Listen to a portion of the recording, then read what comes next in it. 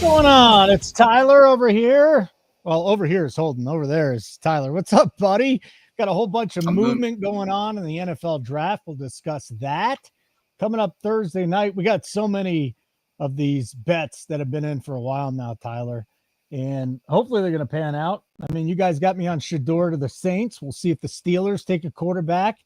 Foxy got us on Travis Hunter going number 2 at plus 650. And there's a whole lot of bets too. We got Ashton Genty news. We've got Ted McMillan news. What are you doing with the draft right now, man? It seems like it's settling in, and then all of a sudden, boom, Monday comes and we get a ton of ton of news. Yep. They are all over the place with this draft, it seems like. It seems like the only thing that's set in stone is number 1. I mean, number 2 doesn't even really seem set in stone. As much as we think it's Hunter, it's the Browns we're talking about.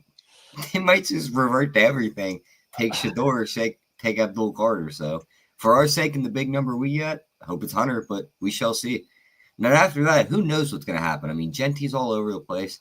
I think the Jags would be a disaster to take him at 5 with all the holes they have. You already have 2 running backs, too. You cutting Etienne and Bigsby to bring in Genty. So it's just all over the place right now. Yeah, it's wild, though. And we'll start with Genty. So we got an itty-bitty future on him going number 3 to the Raiders. That's probably not going to happen, but it was like 500 to 1, so why not? Then the news of the Raiders taking him, and we got on the Raiders taking Genty. So I looked today, and all of a sudden, this seems like a Jaguars type of thing to do. Number 5, Ashton Genty, plus 135. He is now the favorite to go to the Jacksonville Jaguars. Now, the coaching staff was not ETN fans. ETN, I should say. Bigsby, fine. Genty, maybe a generational talent. Who the hell knows? But I think it's fascinating, and I wonder if it's worth a sprinkle to throw at number 5 on Genty, or is it a waste of money, Tyler? I think it's a waste of money at this point with the odds. I mean, you're basically behind the news. The odds are just shot. You're getting a plus 135. You're basically just telling yourself that everything else is dead and that the Jags are going to walk this card up there on Thursday night if you're betting that 135, especially with the odds you could have got at that before. Our guy Sean talked about it.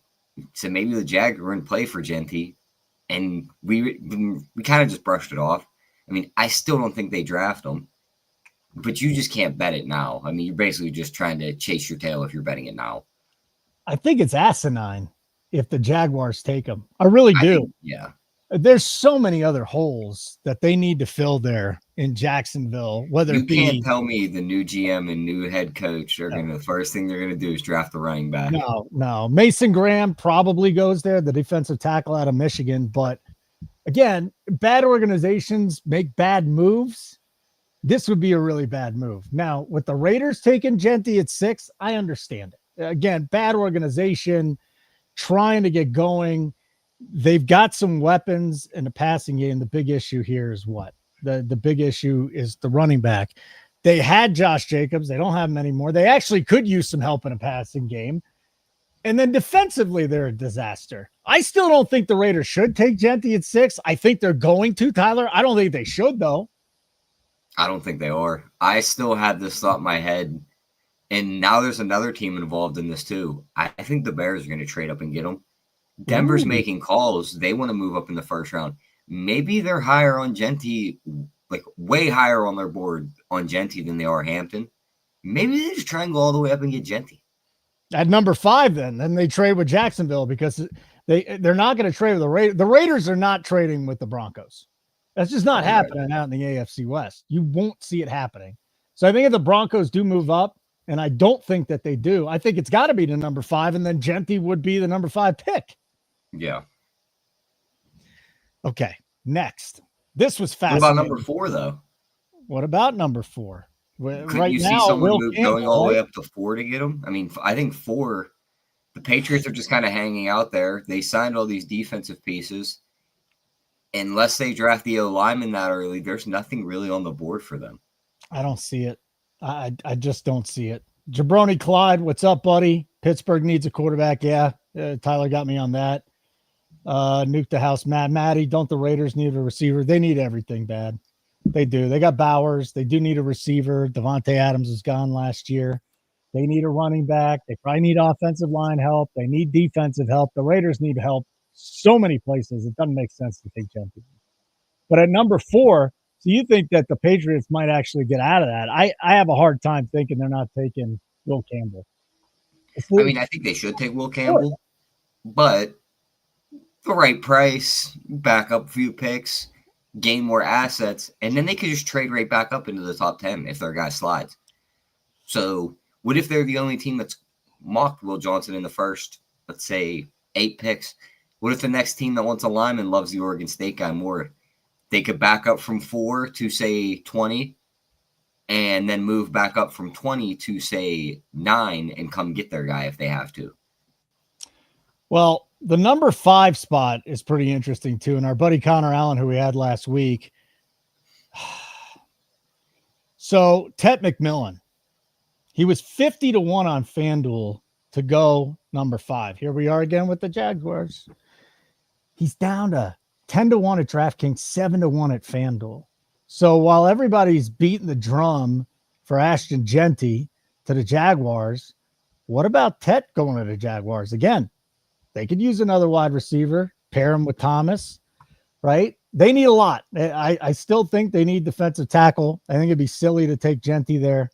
But if you think McMillan's that good to where he's going number 5, I can't explain the line move. I can't do it unless there is a trade coming for the Jaguars and he goes to number 5. That's the only situation I could see it in, Tyler. Yeah, I don't see the Jags taking him at 5.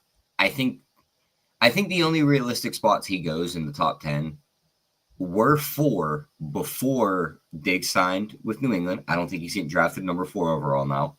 Mm-hmm. I really don't think the Raiders take him at 6, but I think that fits. Need a de facto wide receiver 1 that pushes Jacoby Myers back into the 2 role. You already have Bowers. That gives Geno all the weapons. I think number 8 is just the most realistic spot for him. I mean, Adam Thielen, Xavier Legette, and these guys, Jalen Coker, aren't ones. You need a stud wide receiver in Carolina. He's still 6 to 1 to go number 8. I think he's more likely to go 8 than 5. The only way he goes 5, I think, is if Jaguars are just like, well, we drafted a wide receiver round 1 last year and it worked. Let's just do it again. Man, the Jaguars, there's a lot going on at that number 5 spot. So I'm just going to roll through and tell you what I came up with here. So number 1's Cam Ward. I read a great article on him, too. He was fat back in high school. Asked his coach if he could throw because they just had him running through 61 times. All of a sudden, he had a little bit of confidence. He really didn't have any stars by his name when he went to college. Stepped up, transferred, now is going to be the number 1 pick. Number 2, I still think is Travis Hunter. And those lines moved a couple of weeks ago. What else could the Browns do here? Are you really thinking Shedeur could go number 2 still? It's the Browns we're talking about. Would it surprise us if they did anything? No. Then there's the Giants. It just seems like a fait accompli that Carter's going there. Abdul Carter, edge rusher. I think everybody would look at that pick and say, that's a smart move. I mean, I feel like it's a very smart move, even though they have Thibodeau and Burns. They talk about trading Thibodeau. It just seems like they're just falling into the spot where they're like, we just have to take the best player available. And he's the best player in the draft. So you can't bet it at this point. Like, it's just, unless you just want to lay a stupid price, right? So him to go number 3, Carter's minus 600. It's just, again, he's probably going there, but if you want to take the risk at minus 600, what are you laying? $60 to win 1? Yeah, it's not worth it at all. Not worth it at all. Or $6 to win 1. Doesn't make sense to me. All right, number 4, Will Campbell, overwhelming favorite, minus 380. Probably. Number 4, Will Campbell. Number 5, Ashton Genty plus 135. Mason Graham, who we were talking about, plus 155. Time to jump on Graham? I think you have to bet Graham at 155. That just seems like a way too big of overreaction. When our guy Connor last week was talking about how the Jags GM and coaches have just talked about trenches all offseason.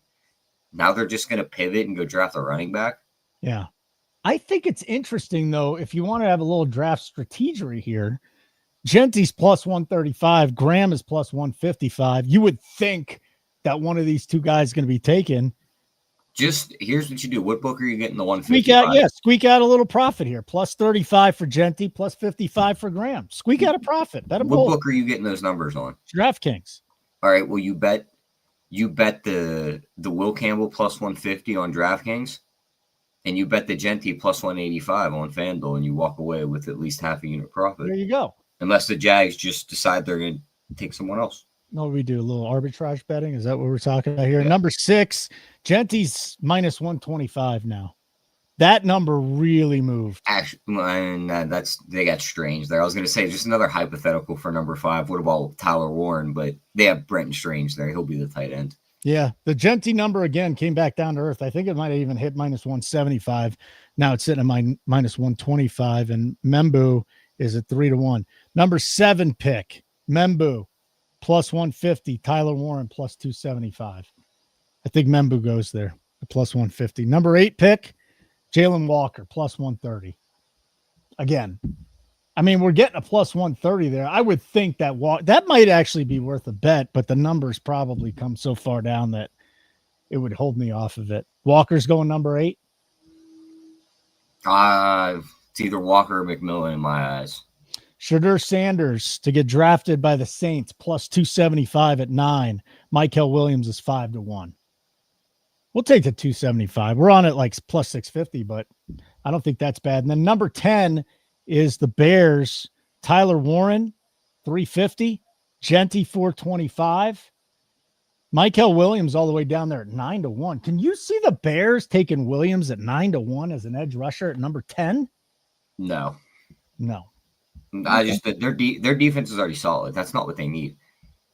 I really think that they could pivot and take the other tight end, Colston Loveland. Ooh, 6-1. And again, there might be better numbers elsewhere. I see 850 on FanDuel for him. Yeah. The more you look at the way they project out of college and how much of a target share he had in a very run-heavy offense, he separates well. He's going to be really good. I'm not sure Tyler Warren's this giant stud of a prospect over Loveland. Like this, I don't think this is going to be last year where it's like Bowers is here and the next closest tight end prospect is 4 tiers below him. Like, I think you could see 2 very good tight ends come out in this draft. And Loveland could be that guy at number 10. Number 1 wide receiver drafted, McMillan, minus 165. Matthew Golden, plus 120. It's going to be McMillan. Yeah. And outside of that, I'm really not seeing too much. If you want to bet Mr. Irrelevant, you can bet the position, but that's not a market I'm very interested in because it's a complete crapshoot at this point. I suppose if you wanted to bet 3 of them and hope one comes home, you could go D-line edge rusher at 320, offensive lineman at 4-1, plus 475 wide receiver. But again, it's such a crapshoot, man. I guess we can go back and look exactly what position's been taken the most, but I'm not bothering with it. Yeah, that's a market. I feel like that's just a guess. Yeah, that's exactly what it is. It's a guess. And then the Jets are an interesting one too. I don't know if you've got anything on the Jets, but their first pick, offensive lineman, minus 120, that would be Membu, right? Yeah, so, I think they're taking Membu. Right. So Membu, just offensive lineman, minus 120. That means it covers everybody. But if you go and look at the number 7 pick, Membu's plus 150. So you might as well just take him to be the number 7 pick as opposed to the position there, because I don't think that our guy Will Campbell drops. Okay. You got one best bet before we leave, or we all set with our bets, friend? I mean, if we're giving out a best bet and people don't have anything bet yet for the draft and they're looking for something, yeah, I'd take the Mason Graham. It'd be number 5 at plus 120 or the plus 135 that you got on DraftKings. I just think that is a huge overreaction to the Genty. Yeah, and that's going to be my pick. I'm going to play this too. I'll play the other side. So Genty at number 5 is plus 135. Throw a half unit on that. Throw a half unit on Mason Graham at plus 155. If either one of those two come out, you're squeaking out a profit. Is it a small profit? Yeah. Or just go with Graham at plus 155. Get rid of the Genty noise, and maybe he goes number 6, or maybe even falls below that. But I have a hard time thinking with his prop being under 66.5 at minus 325 that Genty isn't getting taken at either 5 or 6. That's the talk. Could agree there. Hey, go plug the NBA rundown. I'll give a little spiel, and then we'll get out of here. Yeah, NBA rundown. We're doing it for the playoffs Monday through Friday. We'll be back at 4:30 to break down the games today. Me and Spread breaking down all the NBA games, giving you our best bets. He does the projections for it. Just doing it throughout the playoffs for the rest of the year. We had to stop for the regular season while we had some stuff going on, but we'll be through Monday through Friday, 4:30 p.m., maybe 5, depending on if we have anything going on. Yeah, I'll be live Thursday night. I think Foxy's at a draft party, man. You don't know. Hey, Maddie, what are you doing Thursday night? We'll live bet the draft. We have Major League Baseball. We got NBA playoffs, Stanley Cup playoffs as well. If you haven't checked us out, check us out for a week for free. Go to nukethehouse.com. Sign up for any plan. We won't charge you unless you want to be charged. Use the code NASCAR is back for 1 free week. We send you our picks via Discord. You don't have to watch our shows. Anytime a pre-flop play is made, a live bet is made, right here, a futures bet, anything, right to your phone via Discord notifications. Nukethehouse.com. NASCAR is back is the code for my man Tyler. Thanks for doing these shows. Been a lot of fun. I'm Kush. Let's keep nuking the house.